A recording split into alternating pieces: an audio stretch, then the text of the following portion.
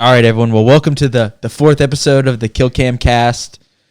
Kevin and I are both here again. Trying to keep our schedule. Trying to keep our schedule. It's been 2 weeks, so we're 1 week strong. So yeah, we're doing a good job keeping track. And so we got some good topics to cover today. All the big gaming companies had their earnings calls, and so I think we'll just talk from a real high level. You know, how did they do? Look at some of the drivers for that.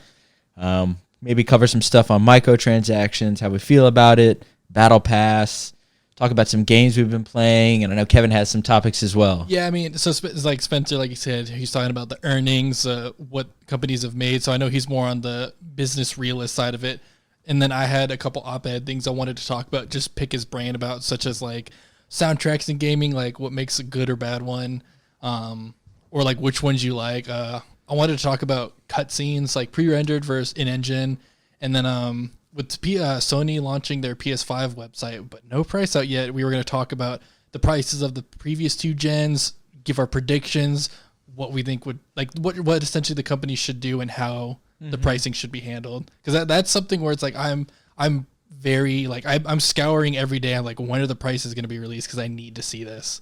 Because the price is a big determining factor. And then we also have an article one of our friends sent us that we'll talk about a little bit called "The Real Reason the N64 Lost to PlayStation: Depressing Games and Lonely Players, apparently." Who's that article from? Doug.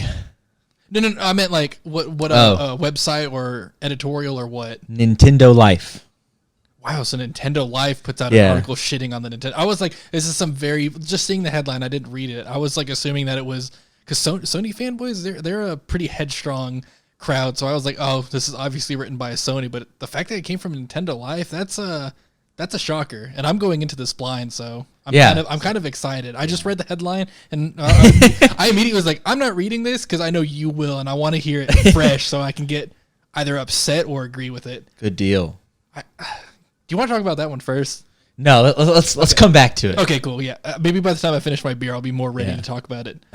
So let's get into the business side of it, because I kind of want to talk about it too, since all the companies had their earnings reports. Sure. Yeah. So I have to disclaim, anytime I talk about stocks, I have to disclaim that I have no positions in any of these stocks at the time of this recording. Okay. At the time of this recording, I have positions in Microsoft and Activision.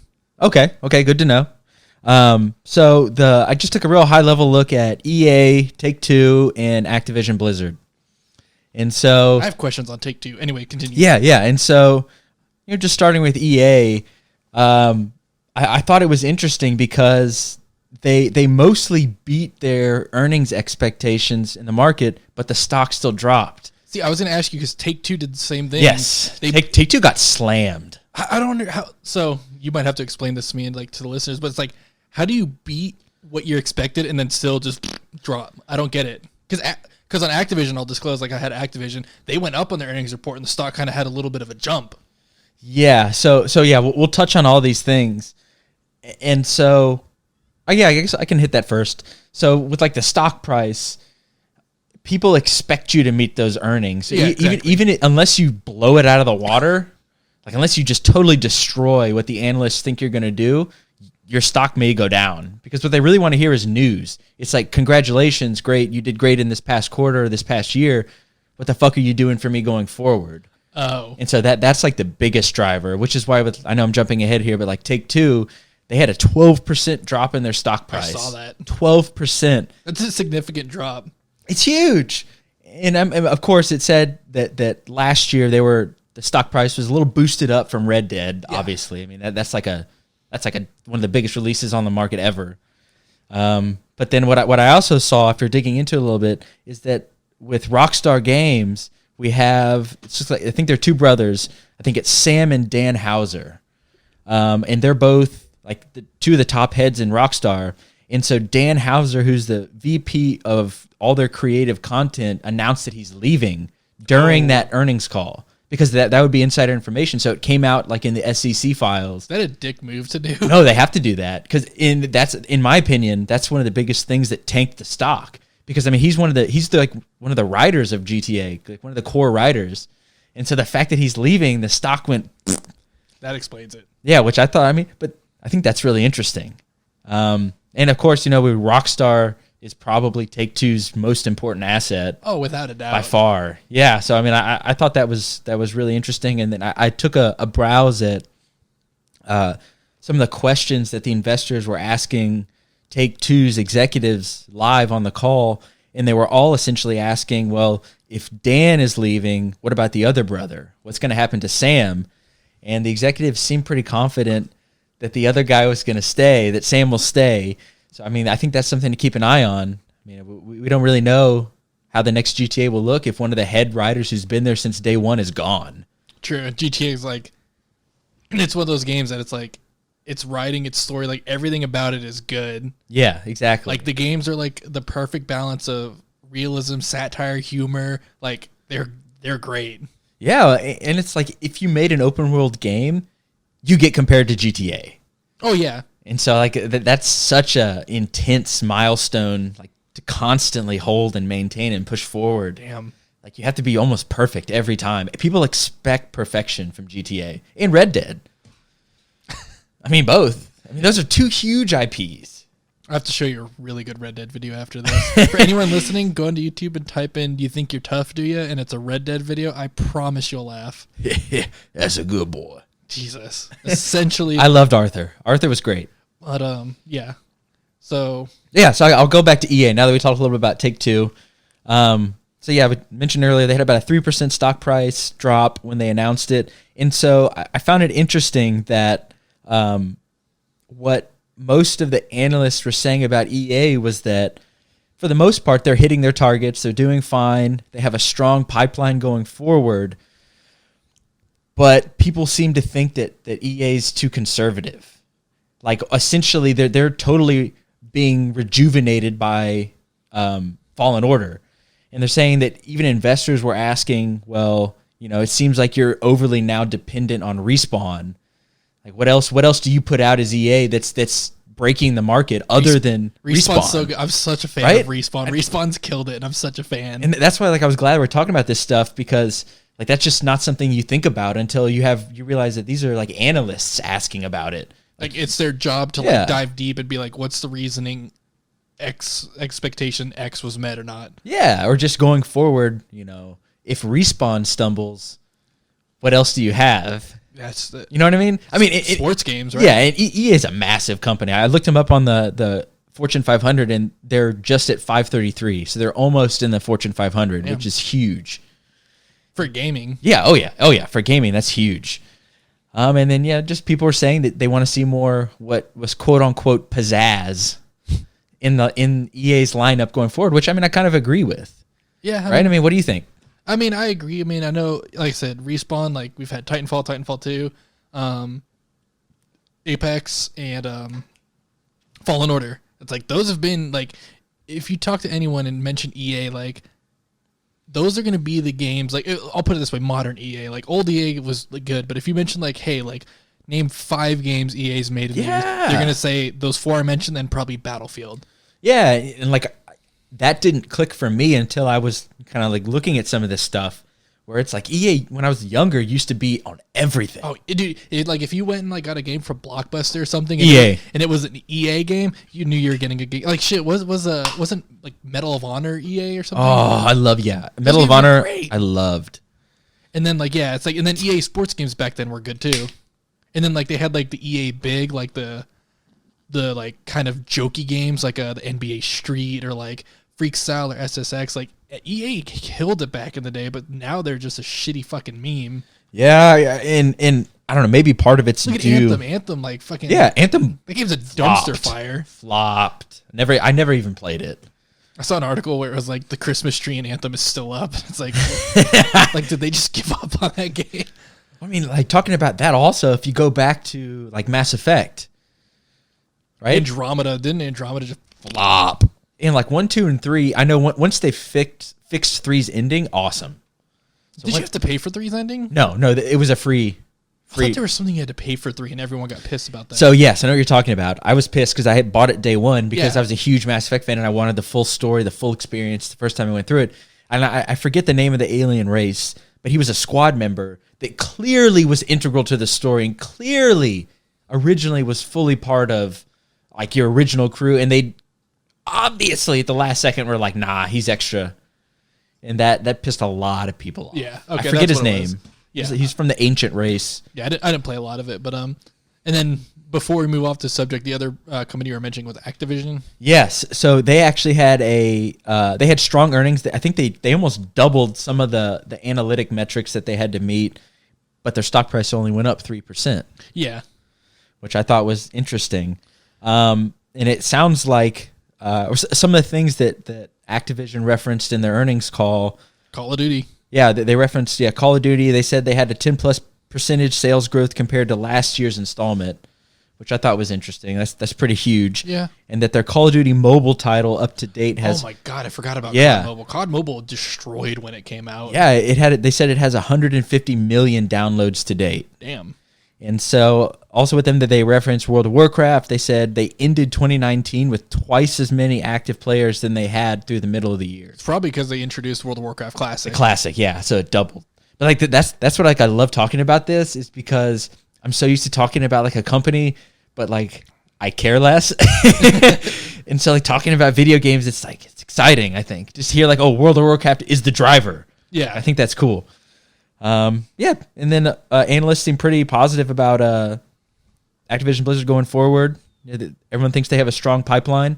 I don't really know what else is coming out soon, to be honest. Overwatch 2, I know we talked about. Call of Duty, they pump one of those out every year, so. Yeah, and I saw they already have another one coming out in 2020. Yeah. Oh, of course. They've been pumping one out every year since the Xbox 360 was released, so it's like they're not going to stop now. Look at how much money it's made them. They're not going to stop. Money talks, and it's like fucking big ass Activision just wants more of that cash. Dude, that's crazy. So, yeah, go ahead. Yeah, I mean, and like the thing with Call of Duty though is it's like I know Call of Duty. I need to read more into it, but I know there was kind of like a falling out because Call of Duty's been balanced between Infinity Ward, Sledgehammer, and Treyarch. I think Sledgehammer's out, and if I remember correctly, Sledgehammer's next. Like the way the cycle goes, because Treyarch was last year, Infinity Ward was this year, Sledgehammer was next. But if they're out, I don't know if that means that. Nice. Sorry, I sneezed. So I don't know if that means that Treyarch's gonna kind of have to like crunch hard, or if they already had like enough. So I need to read more on that. I don't think much information has been released, but yeah, it's gonna make them money regardless. Every year, people are like fuck Call of Duty, biggest sale of the year. Every fucking year, it's almost fucking poetic at this point. Like how much people will just be like fuck Call of Duty, and then like come holiday time, you just see a news report: Activision destroys records. PS4 is like most downloaded game. Xbox most downloaded game, and it's like keep talking, saying you're not going to buy it, and then you're literally playing it, buying it. Yeah, literally me. It's like I'll be like, I'm not interested this year. Get it day one. And I'm just like, fuck yeah. A good deal. And I saw, just to close that comment out, I saw that it's people are not exactly, like you said, sure who's going to be making the one in 2020. I saw rumors that it could be Treyarch. I mean, unless they acquired some new company, which I very highly doubt. So it would have to be Treyarch. Because I'm assuming it'll have to come out for the next gen consoles. It'll probably it has to. It's gonna come out for both, I think, because Ghost did that. When Call of Duty Ghost came out, it came out like right before the next gen was released. So it came out on 360, PS3, and then when next consoles came out, it came out for those also. And I think like your stats carried over, everything carried over. As far as I remember, it did. Okay. So it's probably gonna be the same thing. That's how a lot of games. I mean, it's like every new gen, they still make games for both old and new, and then they just kind of fizzle it out. Okay, that makes sense. But yeah, I mean, well, yeah, I guess to close out this topic, the overall market trend I saw for video games are that obviously right now the companies themselves seem to be doing okay, but people want to see more from all of them. And so, I expect that when these new consoles come out, that they'll all get a boost. Yeah, I was about to say, I'm pretty sure, like, come holiday this year, I would assume, like, Sony, Microsoft, and game developers are all probably going to have a nice little jump up. Because I think they're all sitting on a lot of information that they're trying to keep hidden from, obviously, each other, massive competitors. Okay, so speaking of keeping information hidden from each other, I'm kind of glad you segued that easily. So Sony released, or like, I don't know if you release a website, opened a website, whatever it's called. They announced, let's just call it that. They announced the website for the PS5. There's not a lot of information. Currently, they'll be filling it up as time goes on. Not at E3, because Sony's not going to be at E3. But the thing I thought was interesting is that they haven't released the price, and a lot of people are saying they haven't released the price because they're waiting for Microsoft to release the price for the Xbox One. I mean, I'm not surprised. Oh, I mean, yeah. I feel like, I mean... How did it work in the past? Sony, last E3 when PS4s and Xbox One were announced, Sony just literally wiped the floor. Like, because Xbox went first and then Sony came out, announced theirs was cheaper, and then was also like... Because remember when Xbox One first came out, it was like DRM, like digital games, like you can't like buy and sell games. It was like a digital license. Sony came out and was like literally during their conference was like, and you could still like let your friends borrow like the physical games and play. And I'm like, fuck, like, yeah. They kind of went for the jugular on that one. So it's like I think Xbox learned like, hey, maybe we shouldn't fuck around like that. But it also, let me go to my notes real quick because it also kind of made me think. So even though the 360, I mean, if you talk to someone, people are probably going to say, like, the 360 was the better console of the 360 PS3 era. I agree with that, absolutely. PS3 still sold more. See, I didn't... I guess, do they have... Is it because of, like, the Asian market? Yes. Okay, I could see that. Yeah. So PS3 has a big Asian... I mean, it's Sony. So they have a big Asian market, but it's, like, in America, it's, like pretty much everyone I knew, like, I knew maybe 5 people that had a PS3, only a PS3. A lot of my friends had both, but only a few had just the PS3. But I was looking up the prices. Since they haven't released the price yet, I kind of wanted to like give our guesses. So the Xbox 360 launched at like a $299/$399, 2 different models price. Was that low? Yeah. Wow. Well, PS3 launched at a $499, Yeah. $599. Okay, that's what I remember. I remember the PlayStation was more expensive. The PS3 was, yeah. But I mean, granted, the PS3 had like Blu-ray, like it had some better features. But then the Xbox One launched at $499. And the PS4 launched at $399. So it's like each year, like Xbox was cheaper during the 360 era, and then Sony was cheaper during the PS4, Xbox One, like current gen era. So it's like, I have 2 questions. It's like, do you think it's going to be a trade-off again where Microsoft is going to be the cheaper one this year?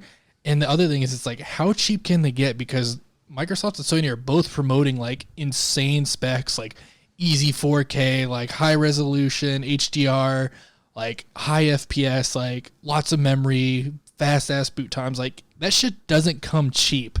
So it's like, do you think we might be hitting the point where consoles might be getting quote like too expensive? I think that's a good question. I think that in a small sample size, I would say yes, but because they're going to be mass producing these things, I would say they're still probably going to be able to keep them in a reasonable price range for a console, because I think they're aware that, hey, if I start charging people just start buying PCs $500-$600, somebody can just buy a PC for the same price. Yeah, and then but so like, what if you had to make a guess? What would you say launch prices would be? I would be astounded if it was below $400. For either. I'm thinking, and I think they're going to match each other. I'm thinking they're going to match each other, and I'm thinking they're going to match each other at $599. $600? Yeah, I mean, so like if you look at it, so it's like that's the thing, because it's like Xbox One came out this year at or not this year, Jesus. Xbox One launched at $500. That's a shot. PS4 launched at $400.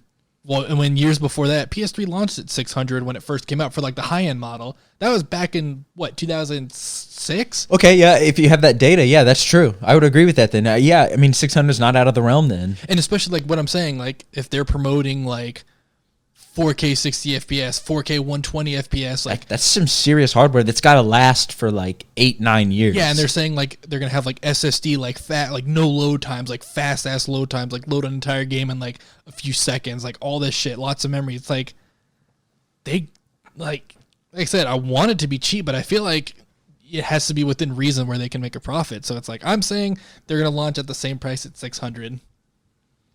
Okay. That's my guess. I would hope that they hover around 500, but I'm hoping 500. It's like I'm hoping for 500, expecting 600. Okay, I think that's reasonable. And the other thing too, actually, this could be a good thing that keeps prices lower. Is from what I'm understanding, hardware is going to be compatible. Like Xbox One controllers and stuff will still work with the next Xbox. Okay, that helps. That helps. Like you said, PSVR is going to work with the next one. So yes. It's like the fact that they're not having to make new hardware, they might be able to, like you said, push closer to that 500 range. Which one are you getting first? I mean, Xbox. No, Microsoft's got a lot of work to do to get me to get. I mean, the only way I would buy the Xbox first is if they say, here's a VR helmet with it, with all prior Halos in VR. That's the only way they'd get me to buy it before the PlayStation. That'd be sick. I know. I'm dead serious. Or Gears of War, one of those two. Dude, Gears of War, that'd be pretty brutal. I'm curious to see which ones. I'll end up getting both at some point. But it's like sure. I like Xbox. Like, I've always been a fan of Xbox, but it's like if they're just going to cater to the PC, which I'm totally fine with them catering to PC, it's like I might hold off on the Xbox and get a PS4 first, because it's like Halo's going to be on PC. You can play a lot of the games on your PC. Xbox exclusive, and I have Game Pass, so it's like I might as well just like hold off on the Xbox, maybe wait till it gets cheaper, but PS4 doesn't have that shit. So it's like, I mean, Last of Us 2, which I don't know when that's even coming out, but it's like, then Godfall, that game they made, so it's like it might be worth it to get a PS4 first and then move on. But I don't know. I'm a Halo fan, so it's like I'm following where Halo's going. So, but I'll probably wait for PC. I know how much you like Halo 5. I do like. I know how much you like Halo 5 story. There's actually you like that? You like Halo 5 story? Dude, I loved Halo 5 story. That convoluted piece of ass. That's the only thing I'm so worried about Infinite is like, how are you gonna recover from that? Yeah, that literal pile of shit of a story. Like, Halo 4 story was good, and then Halo 5 just kind of like fucked it all up. There's a lot going on. I'm still so upset too. Like the whole commercials were promoting this one narrative, this hunt the truth thing, where it's like Chief first lock, and then it's like 3 missions of them finding each other. They buddy up, fuck each other, and then Cortana just destroys everything. It's like, cool fucking story, dog. Fuck. You like that? You like fucking Overwatch? I'm getting pissed. Let's get you fucking talking about Overwatch. Get pissed on that. Ryan's weak ass shield. Okay, I know this is a random segue, but now that you mentioned that, I will say that my anger moment of the week. So we had a DPS who wasn't even moving. Like, he would every now and then just kind of move around just so he wouldn't get kicked out of a ranked game. I love that every angry story stems from Overwatch. Yeah, and so, like, I was playing hard as hog. I was playing with a couple friends. I was in a 3-stack, so we had 3 randos, 3-stack. And then at the end of the game... What were you and your friends, like, Tank, you? Yeah, I was playing with Meatwad. So he was playing... He's a Pharaoh, right? No, he's the other tank. Oh, okay, yeah. And so I was off tank, so I was hog. And long story short, played well, considering it was 5v6, and the guy, for whatever reason, wasn't getting himself kicked out. And at the end of the game, one of the other guys was like, yeah, our tank's through. And it's like, dude, we had a guy who wasn't even playing, and you're going to blame me? What the fuck is wrong with you? I'm getting pissed. God damn it. Fuck Overwatch. Literally fucking my CSGO experiences. Beat someone, our teammate was throwing. It's like, hey, you fucking suck. All right, I'm back. All right. Fuck Overwatch. But, so I kind of wanted to ask you more, and this is like purely opinion. So I've been playing Gears of War. I've been replaying the Gears of War, the original trilogy. Good trilogy, man. Although I never played 3. 1 and 2 were pretty good, though. 2 is my favorite. Looking back at it, 2 is so fucking good. 3 is really good, too. Let me clarify. Campaigns were good. Yeah, campaigns. Multiplayer sucked ass. I loved Gears 3's multiplayer. That might be one of my favorite multiplayers ever. All right, I think I'm going to have to sign off, guys. Nice. No, but, so, like, my thing is, it's like, when I was playing Gears 3, like, a lot of or Gears in general, like, their cutscenes, like, they're not pre-rendered cutscenes, it seems like. They're, like, in-engine, like, in-game cutscenes. So I was kind of, like, asking, like, because I'd seen people talk about it before, like, do pre-rendered cutscenes, like, kind of pull you out of the game a little bit? Or are you not have, like, a problem? So it's like, look at, like, Halo 2 Anniversary. Game looks good. Then when you go into those cutscenes, it's like these Hollywood-grade blur CGI cinematics. Like, does that kind of, like, disconnect you from the game, like, from an immersion standpoint, or are you just like, whatever, I don't care? I think it really depends on both the game and the type of game. So, for example, with StarCraft, I very much like the over-the-top cutscenes. Like, I very much like that they compared to, like, the low quality. I'm not saying low quality, but, like, different graphics. Yeah. Like, I always looked forward to, like, oh, I got to beat these missions so I can see that cutscene. I was like that with Diablo. Yeah, so I think but in a game like Halo... Blizzard's cutscenes are so fucking good. Yeah, they really are. They're amazing. They're really good. But like Halo, I could see how it makes more sense to have it look just like the game. You know what I mean? Because I think 3 did that. Yeah, 1, 2, and 3, I think all did that. It's just the remaster that they kind of... And Reach did it too, but once we got to Halo 4 is when, like, the CGI cinematics started. I mean, I'm not against it. Ultimately, if the story's good, you're going to have my attention. Yeah, I mean, I don't care about it either way. I've seen some people be like, but what I've seemed to have noticed with games that do, I do want trailers for the most part to be gameplay, though. I'm fine with that. So I don't get just totally, just utterly cucked. I mean, I'm fine. Well, I'm so torn with trailers because it's like, It depends on the type of trailer. Because like if it's your like initial announcement trailer, yeah, you can have some CGI in there, make it look, but like once you get further down the line, closer to the game, I want to see gameplay. Yeah, show me the trailer and, you know. Yeah, my thing is like, speaking of trailers, like I'm going to kind of cast off for a second. Like I think Halo 3 did their trailers so good because they had cinematic ones, live action ones, gameplay ones, and then they had like that one that was like a diorama. Remember that, where it's like the camera painting over the battlefield and it's like a handmade diorama of like, yeah, I remember that. Yeah. and I was like, that's cool. It's like, I mean, I'm kind of with you. I want to see gameplay, but it's like, if you can make a trailer kind of artsy and Make unique. it unique. Yeah, Unique, it's like, yep. I mean, who the That's fuck the does a word. diorama for a fucking trailer? That was sick. Yeah. So it's like, I don't really care about the trailer, but I mean, but what I've noticed, what I was getting at is that like with Gears of War, we're playing the original, like not Gears Ultimate Edition, like Gears 1, Gears 2. Those games look great still to this day. Like they're gorgeous. The graphics are good. And it's like, I've kind of noticed that with games that have in-engine cutscenes, it's like they always seem to look better.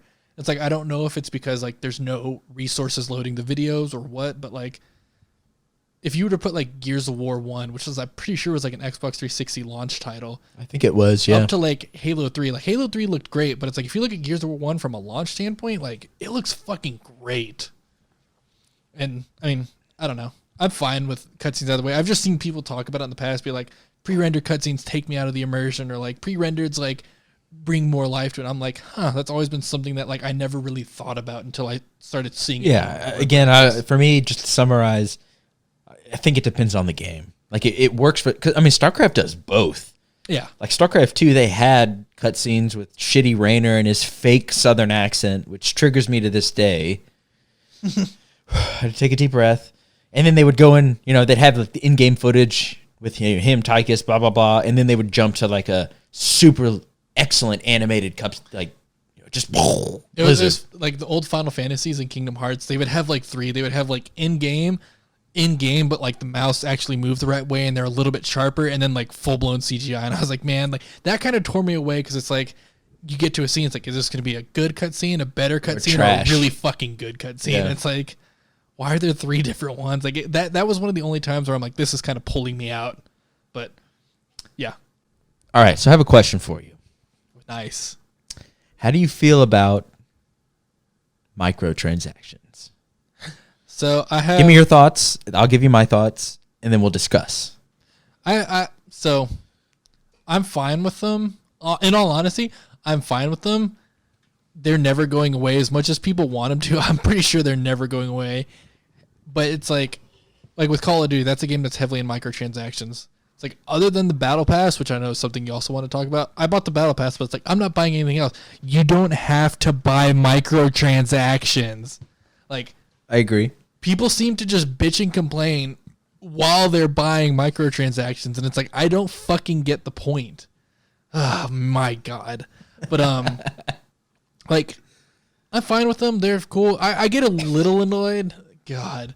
I get a little annoyed when they're like pay to win sort of styles, like if Call of Duty releases like some badass weapon, like You gotta when buy done, it. and it's like, And okay, it's OP.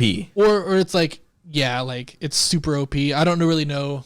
Like Overwatch, I don't give a shit about their microtransactions. It's purely cosmetic. It's not a big fucking deal. But like, honestly, like, I probably don't care because I'm so jaded. Like, I'm so used to it being a thing. Like, they could suck for all I care. They could suck for all I care. And it's like, they're not going away. So I've just like loathfully accepted it. Yeah. And that's about, I'm trying to think of like examples of good and bad microtransactions. So Purely cosmetic shit, I don't care. Like Overwatch, I think Overwatch is a good example of microtransaction because it's just skins and emotes. You'll unlock them by playing the game. It'll be long and arduous, but it's like it offers you no in-game benefit. But it's like Call of Duty when it's like, hey, loot boxes for these powerful ass weapons. I'm a little like, it sucks, but I just grit my teeth and move on with it. But what are your thoughts on it? So I ultimately I agree with your take The only microtransactions I've ever actually bought were some keys for crates back in TF2. So I did the same thing for Counter-Strike. And ultimately, man, those were purely cosmetic items, so they didn't affect the game. So I was okay with it. I didn't mind. But at the same time, so this is kind of like a moral gray area. Some of them did have real world value. Yeah, I did purchase one. What were they called? Keys, hats. Yeah, but you know TF2 more than I do. So unusuals. Yeah. I did buy an unusual hat back in like I got a bucket of chicken. Yeah, maybe that was also a fun emote. I bought an unusual back in like 13 or 14, and then I sold it like last year, and I made like $5 on it. Yeah, see, but it doesn't increase any skills or anything. It's purely cosmetic. And I bought it. It was a football helmet that had the green lightning, and I put it on the heavy, and I called it Terawatt because that's when JJ Watt was awesome. So, and he kind of looks like JJ Watt. Are you saying JJ Watt's not awesome? I mean, he's getting a little older, man. He keeps getting hurt. Old bitch. But ultimately, I don't have a problem with microtransactions up until the point where they start like affecting stats. That's when I don't like it. Okay, like so something like a more powerful weapon or like yeah, that's bullshit. Yeah, I already bought the fucking game. I'm getting pissed. I like that. So going back to the whole TF2 thing, like I'm assuming it was like the key was like what, 250? Oh, that's how much they were at Counter-Strike. I think a little bit. Yeah, I mean, yeah, it's Valve. It's got to be the same. So it's like I'm assuming like I'll admit I bought keys kind of hoping for like something rare that I could just flip. I'll be honest, like I was hoping to pull a knife, use it for like a month or two, and then just be like, all right, here's $100 that I can use to buy other games. But it's like, it's fun. It's mindless fun if you don't go overboard with like these people who just fill up their inventory, have like a $10,000 inventory, and it's like, yeesh. Like if you spent that much money, if you got it off lucky boxes, good for you. But it's like if you're actually buying that, yikes. Nice. Yeah, essentially. So we're not counting like map packs and shit. It's like correct. Okay. Not correct. Not yet. Yeah. No. A lot of people seem to think microtransactions means any extra payment other than the base game, and it's like DLC's different. Which I'm liking that more and more games are starting to go free DLC. And we're having a adjustment to the mean, back to the middle, because we had that period there of 3 or 4 years where everything was purchase DLC, map pack this, map pack that, weapon pack this. Oh my god! Speaking of map pack, I'm about to get pissed. So when I got on Gears, like I just loaded up multiplayer for shits and giggles. Map packs were free. Gears 2, 19 multiplayer maps, free download. Gears 3, free download. You get on Call of Duty, you still got to pay like $10-15 for a DLC, and it's like just make this shit fucking free already. No one's buying this shit.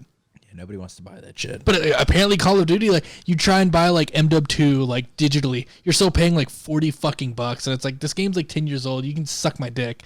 But yeah, no, we're going to the free DLC, and it's like the free DLC, we're trading off paid DLC for free DLC and battle passes or some sort of like they're called battle passes. Fuck what every other game wants to call them. It's a battle pass, which. So that's a perfect segue. I like battle passes in all honesty. So I have been playing games ever since I was a kid. Same. If you ask me to define battle pass right now, I cannot do it. So I want to ask you, I'm sure there's other people listening who have no idea what a battle pass is. Can you explain the concept, how it works? Is it for like a Microsoft wide thing, or is it per game basis? Oh, it's a game wide. I'd say battle pass is like holy fuck. The definition is just something that happens across all games. But it's like a battle pass is essentially like you pay X amount of money to achieve a goal by a certain end date. And it's like the further along you go in the goal, you unlock cosmetics and you start actually earning if you want to call it in-game currency. Like Call of Duty has COD points. Okay. Apex has this. So it's like I think the Call of Duty Battle Pass was like $15 or $20, and it's 100 tiers, and it takes like I forgot how many days, like per season. But it's like if you play it enough, every X amount of tiers, you'll earn 100 battle points. If you max it out, you will make enough battle points to buy the next battle pass. So if you play, like, so that's the thing is, like, if you play the game enough, a battle pass literally pays for itself, because by the time it's done, if you don't use those COD points to buy other cosmetics, there will be skins, cosmetics that aren't on the battle pass, like unique ones. You can buy those if you want. If let's say you got 500 points that you've earned from the battle pass, you want to buy a 500 point skin, go for it. Or you can save it and unlock the next battle pass when it releases. Like Fortnite's done that. Call of Duty's done that. I think Apex does it. I don't know. I've kind of fallen out of the BR games, if I'm honest. But it's like I said, it's a one-time payment, and if you play enough, it pays for itself. How much kind of payment are we talking about? So it's like you pay $20. Let's say $20 is 2,000 points. Okay. If you max out all 100 tiers of a battle pass, you'll get like 2,000 or 2,100 points. So it's like you can just pay for the Season 2 battle pass if you save all those points. Or if you find a skin you like that's unique to the battle pass, you can be like, oh, I don't have to pay for the skin. I can use my battle pass for this now. And then if you wanted to buy the next battle pass and you needed 500 points, you'd only have to buy $5 worth of points instead of 20. So then you could just kind of play on. So it's not like you're having to pay $20 each and every single season if you use your points correctly, if that makes sense. This sounds like a fantastic business model. I think it's great. Like I said, I've never purchased one, but it sounds like the I've noticed since battle passes came out, DLC's been free because people fucking eat up these battle passes. Yeah, look at Fortnite. Fortnite's gone to fucking town with these, and it, like I said, it pays for itself. You can buy skins. Fortnite's making stupid money. It's a great practice. I'm more a fan of battle passes than enjoying that beer, getting that sip on. Sorry, it was bubbling over there. I was trying to not spill. No, I'm a fan of battle passes because it usually means free DLC in the terms of like map packs, and it's like I necessarily don't give a shit about cosmetic this, calling card that, emote that, if it means I can play the new maps for free when they come out. So it's like, keep the battle passes going. I don't care. People will pay for it more than I will. Granted, like I said, I got the Call of Duty one, but Halo has a battle pass too, but theirs is kind of weird. It's not paid for. It's all in-game or shit. But I'm a fan of battle passes. Okay. Like I said, microtransactions are never going away. Agreed. They will not go away. I mean, especially after what we already talked about. I think battle passes are pretty much here to stay. Like, you just got to accept it at this point. Like, these publicly traded companies, like, they need to make money. So I read an article earlier this week that was talking about how Call of Duty had almost, I think the terminology was, quote unquote, a double-digit increase in their in-game sales, even though they've decreased their microtransactions and they increased their battle pass. That makes sense, I guess, yeah. And so, I don't know, that's just what this is making me think of, is that, like you said, maybe microtransactions are never going to go away, but battle pass seems to be the more popular option. People seem to like it. Yeah, I mean, look at Fortnite. Fortnite's a free-to-play game, and when Fortnite was at its hype, it was pulling in billions. That shit came from battle pass in the in-game store. Billions. And I saw you grab it. I knew exactly where that was going. Billions and billions and billions and billions and billions. This cast is fucking canceled. No, yeah, but like I'm fine with it. It's here to stay. Billions. I'm pretty sure even Halo said they're doing it like with their next game. But see, but that also gets to the point though, where like me as a casual gamer, like I love gaming when I can in the evenings after work.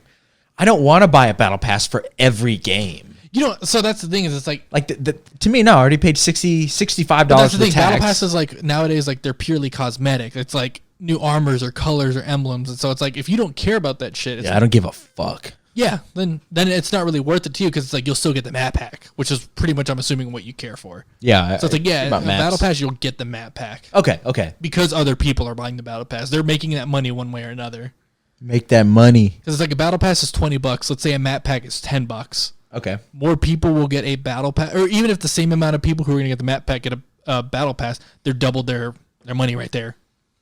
So it's like, from a business standpoint, yeah, it's not going fucking anywhere. He's filming me, boys. All right, so let's jump to that article that we referenced earlier, where we have the real reason the N64 lost to the PlayStation? ? Depressing games and lonely players, apparently. So essentially what this article summarizes is that Nintendo struggled against PlayStation based on, it sounds like, the user base and the games. And so before we jump into this, the high-level question I wanted to ask you is that, first off, what consoles did you have in this era, if any? And did you really feel like the 64 struggled against the PlayStation?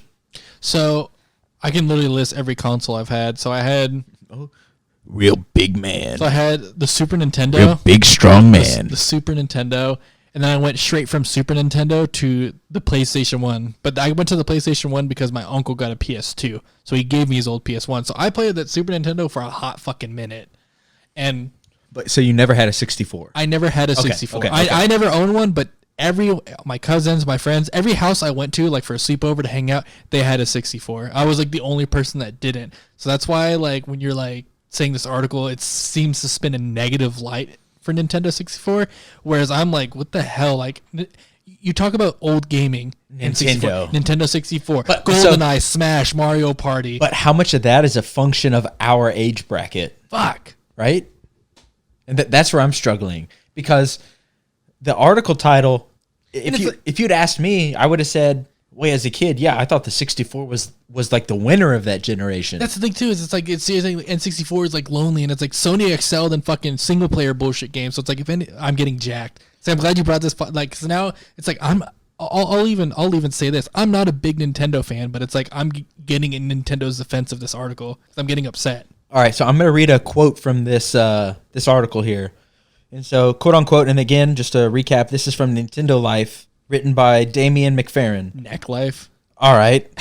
So, this is kind of midway through the article. Quote unquote, a lack of publisher support is just one of the reasons the N64 struggled in the face of the PlayStation, despite playing host to some of the best games of the generation in form of Super Mario 64, Zelda, and GoldenEye 007.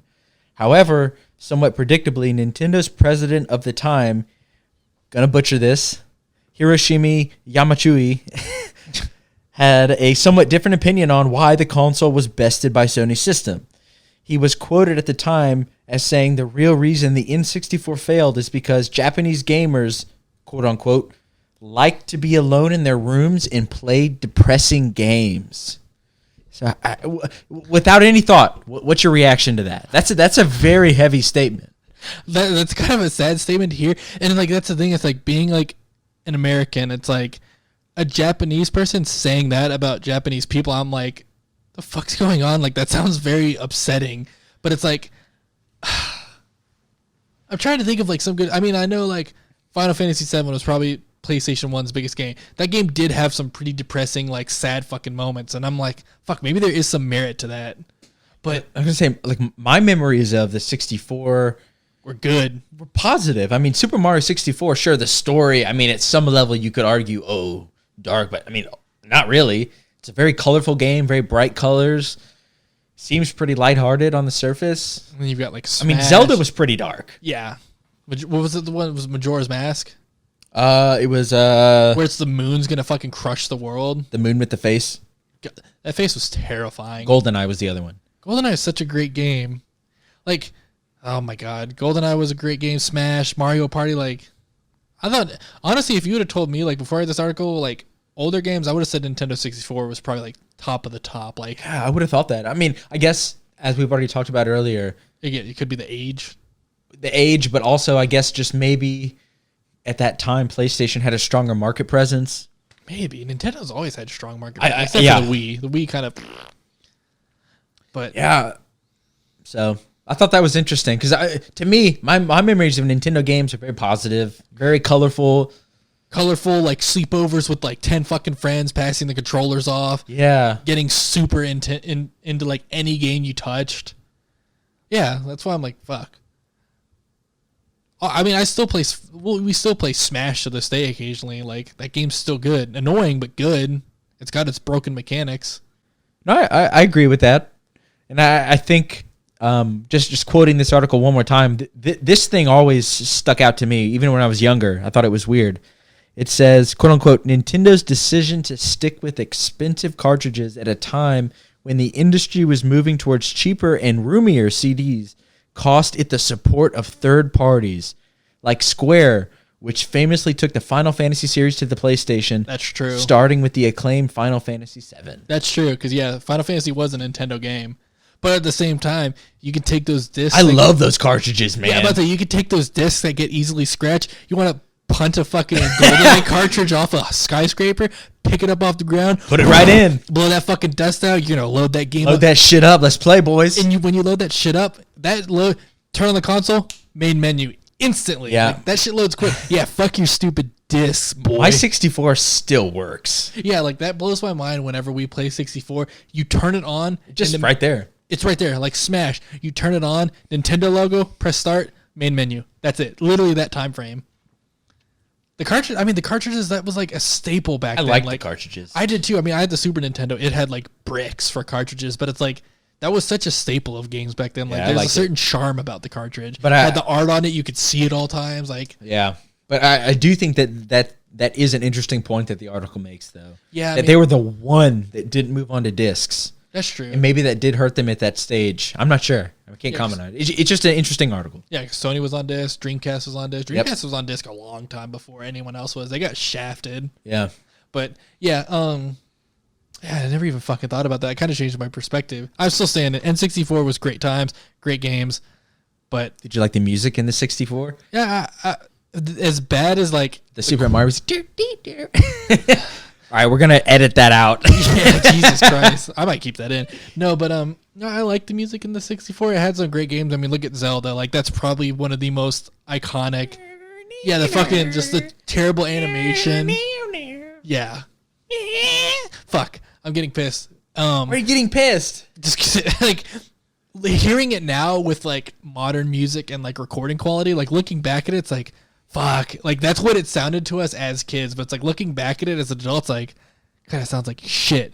But speaking on the whole, damn, it's still good, you know what I mean. But like speaking on the whole like soundtrack aspect of it, just because it's like I'm a huge soundtrack snob, I like music. I just wanted to ask you, like, what are some of your favorite soundtrack and like worst soundtracks, and like what aspect of like how much does a soundtrack like provide to you for a game, like. I'm talking licensed or like original because it's like GTA. Like GTA's got all licensed. I mean, they got my boy Big Body. Yeah, like I love. They also have this is a shout out for Health. If you have never listened to Health, look them up on Spotify. Yes, they did the Max Payne 3 soundtrack. Health's also on GTA. They're great. Seen them live in person many times. Check out Health. Anyways, sorry. Yeah, but it's like when you play GTA, like GTA 5 takes place in California. You turn on the radio and it's like it feels like California. Granted, I've never been to California, but it's like when I turn on the music, it gives me that like Cali vibe. And it's like, that's original music. Like Need for Speed has it too. Like they have some kind of good, like upbeat songs where it's like when you're going 150 miles per hour, it's like, yeah, this is my kind of jam. But like, I'm more of a fan of original soundtrack. What a fucking idiot. Fuck off. No, yeah, but anyway, so it's like, what are some of your like favorite / least favorite soundtracks? And like I said, what do they do for you for a game? I have a feeling I already know one of your soundtracks, and I'll let you say it. If you don't say it, I'll be upset. Okay, so. I really think the game itself will determine how much the soundtrack impacts it. So, for example, Halo, fantastic soundtrack. Arguably my favorite.